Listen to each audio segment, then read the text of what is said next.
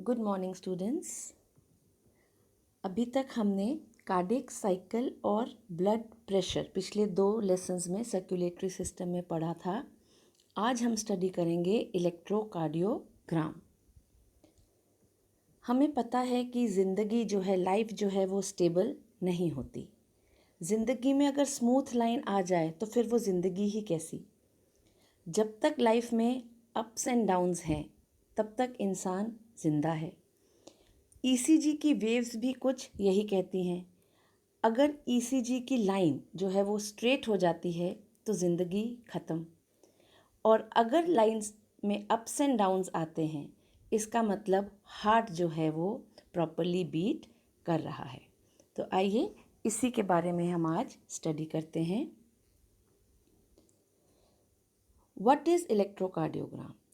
Okay, it is the recording of the electrical signals that are propagated by the action potential from the heart which are detected at the surface of the body। यानी कि जो electric signals action potential develop होने से heart में बन रहे हैं वो बॉडी के सरफेस में कंडक्ट हो रहे हैं, वहाँ पे जाकर ये जो है वहाँ बॉडी जो है वो इनको डिटेक्ट कर रही है और उनको बता रही है। तो to evaluate this cardiac beating rate, उसकी रिदम और उसका कंडक्शन, ये कार्डियक टिश्यू के कैरेक्टरिस्टिक्स होते हैं। तो ये कॉम्पोजिट रिकॉर्ड होता है एक्शन पोटेंशियल का which is produced by the heart muscles fibres during the heart beat.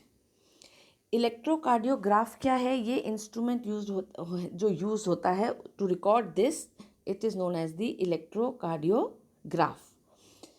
Clinical practice में जो है वो इलेक्ट्रोड्स पोजीशन होते हैं आर्म्स और लेग्स पर, जिनको हम लिम्ब लीड्स और चेस्ट लीड्स कहते हैं। Now what do you expect during the electrocardiogram? एक मशीन है ये, ठीक है। तो कुछ इलेक्ट्रोड्स इसमें प्रेजेंट हैं। जो इम्पल्सेस हो रही हैं हार्ट में उसे बॉडी कंडक्ट कर रही है, और हम बॉडी पर कुछ सेंसिटिव इलेक्ट्रोड्स लगा दें जो ये सिग्नल्स को पिक करें, सिग्नल्स को एम्प्लीफाई करें, और उसका एक ग्राफिकल रिप्रेजेंटेशन जो है वो हमें एक मशीन पर मिल जाए तो हमें हार्ट की एक्टिविटी पता चल जाएगी। इलेक्ट्रोकार्डियोग्राम जो है और द ईसीजी या हम ईकेजी भी कहते हैं, it is the recording of these electrical signals, और जिस मशीन से उसे रिकॉर्ड किया जाता है उसे कहते हैं इलेक्ट्रोकार्डियोग्राफ। ठीक है, दिस इज़ द इलेक्ट्रोकार्डियोग्राफ। तो पूरी जो चीज़ जो आती है निकल कर, दैट इज़ दी जो फिन स्ट्रिप्स हमें मिलती हैं, that is known as the electrocardiogram. तो एक प्रिंसिपल इस ऑपरेशन का अगर हम देखें तो इलेक्ट्रोकार्डियोग्राफ्स जो हैं वो रिकॉर्ड करते हैं स्मॉल वोल्टेजेस को that are about 1 millivolt, ठीक है, जो कि स्किन पर रिजल्ट होते हैं because of the cardiac activity. मैंने वही बोला कि वो बॉडी में जो है इम्पल्सेस कंडक्ट हो रही हैं। ठीक है, तो ये वोल्टेज डिफरेंस जो है between electrodes it is measured, और जो डिफरेंसेस हैं वो डायरेक्टली कॉरेस्पॉन्ड करते हैं हार्ट की इलेक्ट्रिकल एक्टिविटी को।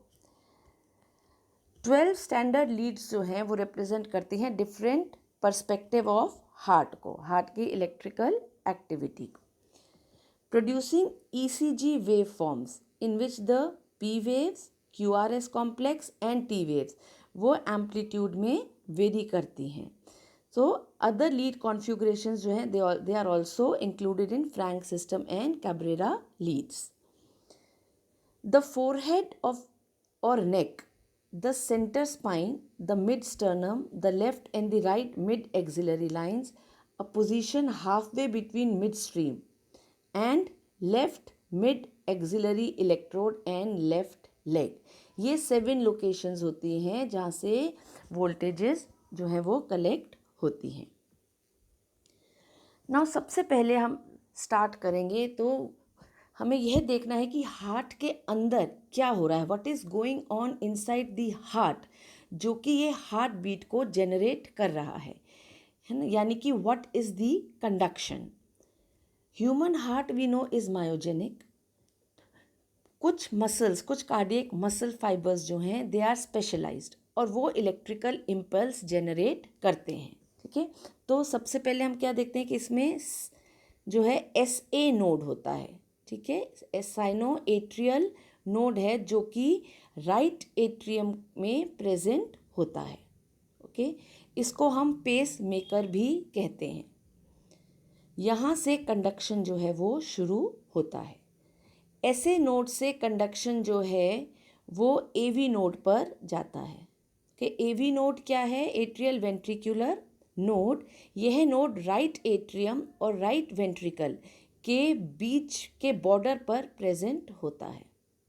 ओके, तो ये AV नोड जो है वो हार्ट का गेट कीपर भी कहलाते हैं। हम इसे हार्ट का गेट कीपर भी कहते हैं क्योंकि यह नोड डिसाइड करता है कौन सी इम्पल्स पास करेगी, कौन सी नहीं करेगी। तो AV नोड उसे पास नहीं करती और वह अपनी इम्पल्स जनरेट करती है जब कोई भी SA नोड अगर वीक इम्पल्स को जनरेट करता है। तो SA नोड से कहाँ गई? Into the AV node. AV node से बंडल ऑफ हिज में जाते हैं कंडक्शन।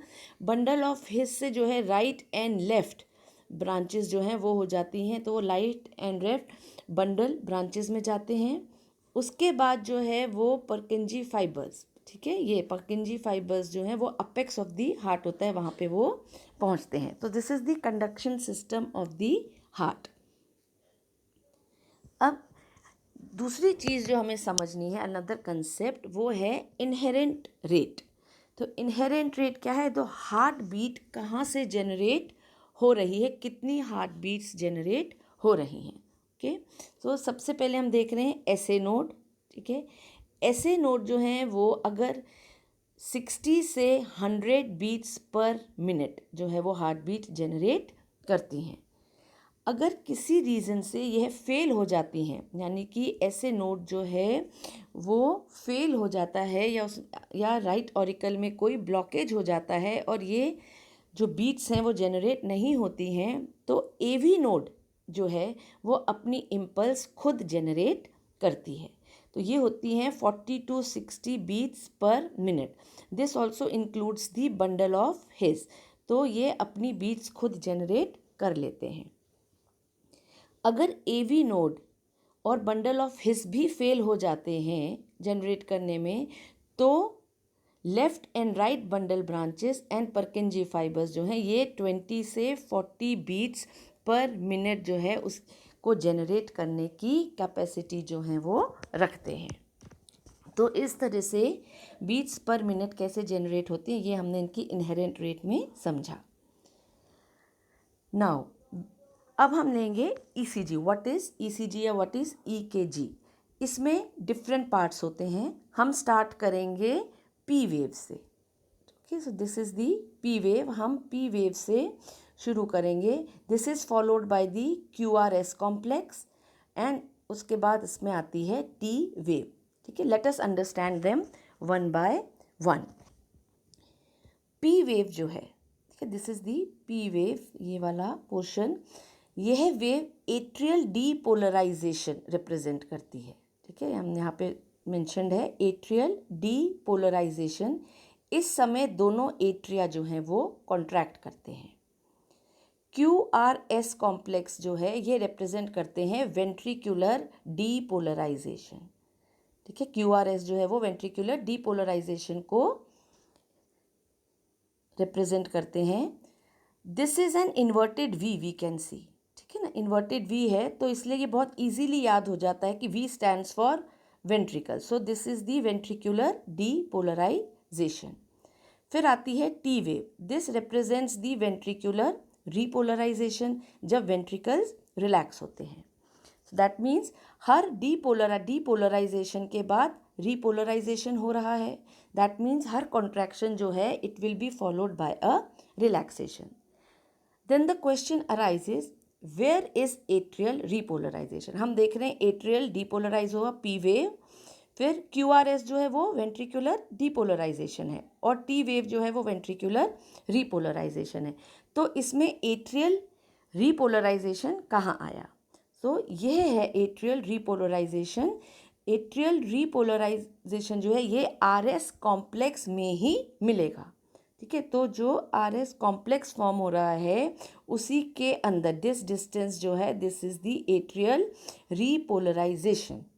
वेंट्रिकल्स का कॉन्ट्रैक्शन जो है वो स्ट्रॉन्गर होता है as compare to the atrial relaxation, तो इसीलिए वो एट्रियल रिलैक्सेशन को मास्क कर देता है। तो एट्रियल रीपोलराइजेशन पी वेव के बाद ही होता है। ये रही पी वेव जो एट्रियल डीपोलराइजेशन है, उसके बाद यहाँ पर एट्रियल रीपोलराइजेशन होता है और ये QRS में ही मिलता है, इस जगह पर ही मिलता है।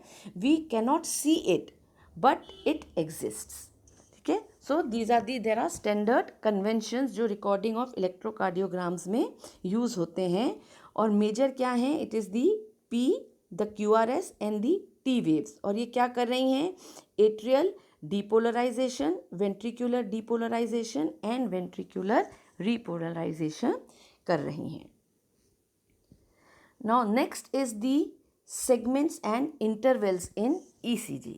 तो हम इसमें देखते हैं, इसमें बहुत सारे सेगमेंट्स और इंटरवल्स होते हैं। There is the PR interval, फिर there is the PR segment, then there is the RS QRS complex, then there is the ST segment and then we have the QT interval, ठीक है।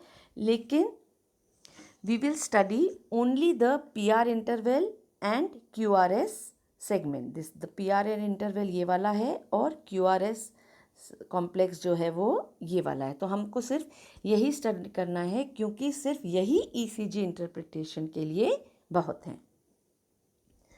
Now this is the typical EKG या ECG strip जो हम देखते हैं, typical electrocardiograph जो हमें ECG के बाद जो हमें मिलता है, ठीक है। तो in this EKG strip we have big boxes, हमें ये दिख रहे हैं, ये बिग बॉक्सेस जो हैं ये बिग बॉक्सेस हैं, ठीक है। इस बिग बॉक्स में जो है हाइट जो है वो मिलीवोल्ट्स है, ठीक है। Okay, this is the height. जो R की हाइट होती है QRS कॉम्प्लेक्स में, दैट इज इन दी मिलीवोल्ट्स, वो हाइट होती है। और विड्थ जो होती है QS के बीच में, that is 1 mm into 1 mm, ये उसकी विड्थ है। Width is the time and height is in millivolts. Okay, तो ये EKG स्ट्रिप जो है इसमें हम बिग बॉक्सेस देख रहे हैं। हर बिग बॉक्स के अंदर जो है स्मॉल बॉक्सेस होते हैं। ओके, सी हियर, ये एक बिग बॉक्स है और उस बिग बॉक्स के अंदर ये ब्लू से जो मार्क्ड हैं ये स्मॉल बॉक्सेस हैं। हर बिग बॉक्स के अंदर जो है 5 स्मॉल बॉक्सेस होते हैं। ओके, एक बिग बॉक्स जो है वो 0.04 सेकेंड्स का होता है। ओके, 0.04 सेकेंड्स टाइम जो हमने देखा इसकी। और अगर हर बिग बॉक्स में 5 जो है स्मॉल बॉक्सेस होते हैं तो एक बिग बॉक्स में 0.20 सेकेंड्स हो गए, ठीक है। 1 स्मॉल बॉक्स जो है वो 0.04 का है, सॉरी। तो 0.04 जो है उसमें अगर एक है तो 5 जो हैं वो एक बिग बॉक्स में कितने के हो गए? 0.20 seconds. Okay, now in the next step जो हम देखते हैं वो 6 स्टेप मेथड है ECG इंटरप्रिटेशन का, या हम कह सकते हैं it is the EKG interpretation, जिसमें ये 6 स्टेप्स हैं। Identify and examine the P wave, measure of PR interval, measure of QRS complex, identifying the rhythms, determining the heart rate, और लास्ट में हम उस स्ट्रिप को इंटरप्रेट करते हैं, राइट। नाउ अब इसमें अगर हम स्टडी करें तो हम उस स्लाइड में पीछे जाएं, अगर हम इसी में समझ लेते हैं कि यह जो है हमारा, okay, we see that this is the P wave, ठीक है। तो P वेव प्रेजेंट है या नहीं और वो अपराइट है या नहीं। अगर P वेव एब्सेंट है तो यह साइनो एट्रियल अरेस्ट इंडिकेट करता है, ठीक है। और अगर P वेव एनलार्ज्ड है तो वो एनलार्जमेंट ऑफ एट्रियम जो है उसको इंटरप्रेट करता है। फिर हम एग्जामिन करते हैं PR इंटरवल, जो यहाँ से लेके यहाँ तक रहता है। तो पी आर इंटरवल जो है it is the distance between, चलिए हम इसमें बैक जाकर इस स्लाइड में समझते हैं। ये जो है this is the P wave, ये हम देखते हैं कि ये अपराइट है और प्रेजेंट है कि नहीं। फिर हम देखते हैं पी आर इंटरवल, ठीक है, this is the P R interval, distance between the beginning of P wave and the beginning of the Q R S complex, ठीक है। इसमें भी हम स्मॉल बॉक्सेस जो हैं उनका नंबर काउंट करते हैं पी आर इंटरवल के बीच में और उसको 0.04 सेकेंड से मल्टीप्लाई करते हैं। तो नंबर ऑफ बॉक्सेस जो यहाँ प्रेजेंट हैं पी आर इंटरवल में उसको हम 0.04 सेकेंड से मल्टीप्लाई करते हैं। तो हमारा जो मैजिक नंबर यहाँ पर आता है दैट इज़ 0.1 to 2.20 सेकेंड्स। कोई भी नंबर इससे ज़्यादा हो तो वह ऐसे इम्पल्स का जो है डिलेड कंडक्शन इंडिकेट करता है, अगर ये प्रोलॉन्ग्ड इंटरवल हो पी आर का। तो then we come to the Q R S, ठीक है, जो क्यू आर एस कॉम्प्लेक्स है, क्यू आर एस सेगमेंट है, उसमें हम आते हैं। इसमें भी हम क्यू आर एस कॉम्प्लेक्स के स्मॉल बॉक्सेस का नंबर जो है, इस बीच में जो नंबर्स हैं उनको काउंट करते हैं। Again the magic number here should be 0.06 to 0.12 seconds. कोई भी नंबर 0.12 सेकेंड से अगर ज़्यादा होता है तो it indicates a sudden cardiac death. Okay, अब इसके बाद जो नेक्स्ट इंटरप्रिटेशन हमें करनी है वो कौन सी है? It is to identify the rhythm, ठीक है। तो रिदम को जब हम आइडेंटिफाई करते हैं तो उसमें क्या है कि हमें यह देखना है कि रिदम जो है वो रेगुलर है या इर्रेगुलर है। ओके, तो उसके लिए हम जो है इस फिगर पे आते हैं। Rhythm should be is regular और इरेगुलर। तो वी इसमें क्या है, we measure the distance between the two Rs, ये आर आर इंटरवल है, ठीक है। तो जो रिदम इन दो के बीच की जो है उसको हम मेजर करते हैं इस डिस्टेंस को। यह सारे डिस्टेंस जो हैं वो सेम होने चाहिए बिटवीन दी टू आर्स, तो रिदम जो है वो रेगुलर होती है। Otherwise the rhythm is irregular, ठीक है। और लास्ट में जो है हमने देखा, हम क्या मेजर कर रहे हैं, it is to determine the heart rate. तो ये हार्ट रेट जो है उसको हम कैसे डिटरमाइन करते हैं? ईसीजी स्ट्रिप, ठीक है, to determine the heart rate, ECG strip जो है it should be a 6 second strip, ठीक है ना। What is a 6 second strip?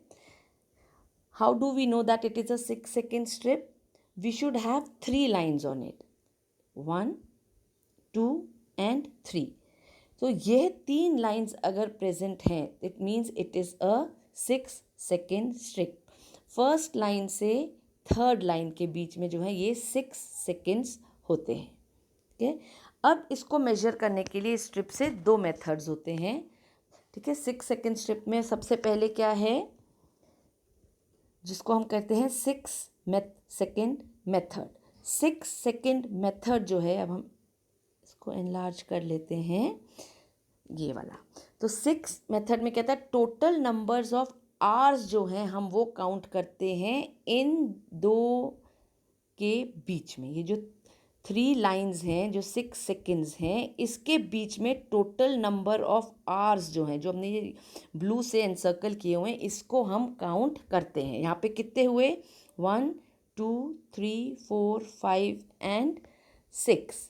तो इन टोटल को हम काउंट करते हैं, तो ये कितने हो गए, 6 into 10, it will be multiplied by 10। तो total number of R counts को तीनों लाइंस के बीच में जो हैं उसे हम 10 से मल्टीप्लाई करते हैं। तो 6 into 10 कितना हुआ, it is 60 beats per minute. समझ में आया? So this method works for irregular rhythms. जब रिदम इरेगुलर है तब ये मेथड जो है वो यूज़ में आता है। The second method is the big box method, ठीक है। द बिग बॉक्स मेथड जो कि रेगुलर रिदम्स के लिए काउंट करते हैं। इसमें जो है वो हम इस मेथड में 300 को, जो हमारा मैजिक फिगर है 300, इसको हम डिवाइड करते हैं 2 आवर्स के बीच में प्रेजेंट आवर से। ये जो स्ट्रिप्स 3 हमने देखी थी, 3 हमने बोला था ये लाइंस होनी चाहिए, इसमें जो 2 आवर हैं, ठीक है, 2 आवर्स के बीच में जितने बॉक्सेस आ रहे हैं, जो उनको हम 2 आवर के बीच के जो हैं उन्हें हम डिवाइड कर देते हैं 300 से। तो दिस इज 300 इंटू कितने बॉक्सेस हैं, 1 2 3 4 एंड 5। तो ये 2 आवर्स के बीच के 5 बॉक्सेस जो हैं वो 300 से हम इसे डिवाइड करते हैं, तो जो नंबर आता है वो है 60 beats per minute. So this is the regular rhythm, और जो 6 सेकेंड मेथड था that is the irregular rhythm. तो इन सारे मेथड से जब हम स्टडी करते हैं तो this is the normal electrogram that we get. ये एक नॉर्मल इलेक्ट्रोग्राम है जिस when the heart is functioning properly.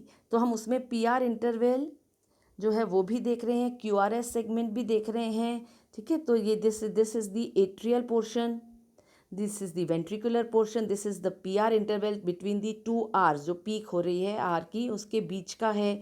तो ये सारी जो चीज़ें हम स्टडी करते हैं ये एक नॉर्मल इलेक्ट्रोकार्डियोग्राम है। वी कैन सी कि the line is not stable. जब नॉर्मल आपका हार्ट जो है वो बीट कर रहा होता है तो इसका मतलब है there are ups and downs in the beats. तो यह बीट होनी बहुत ज़रूरी है, क्योंकि अगर यह अप्स एंड डाउन्स नहीं होंगे तो it means the line will be straight. Similar is the case with your life. If there are no ups and downs in your life, it means you are dead. तो अपने heart की beats को भी up and down रखिए और अपनी life में भी अप्स एंड डाउन्स को एंजॉय कीजिए। Be alive, be happy. Thank you very much.